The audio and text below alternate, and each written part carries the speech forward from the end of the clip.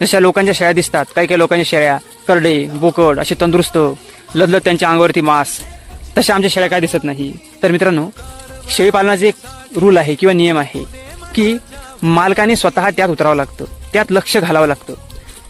परंतु काही काही लोक काय करतात मित्रांनो, अनुभव तर भरपूर आहे परंतु त्यांना त्याच्यामध्ये उतरायची लाज वाटते किंवा चारा वैरण करायची, शेळी फिरून आणण्यासाठी शेळ्या बाहेर सोडायच्या, झाडझूड करायची, तर मित्रांनो याची लाज वाटते किंवा याच्यात कमीपणा वाटतो आणि इथे सुद्धा ते चुकतात.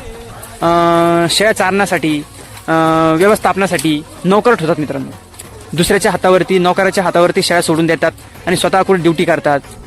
अनुभव किती असला तरी तो स्वतः त्या शेळीपालन उतरत नाही, दुसऱ्याच्या भरोश्यावरती शेळ्या सोडतो.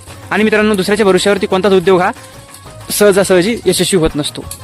तर हे सुद्धा एक कारण आहे शेळीपालन न पुरण्याचं.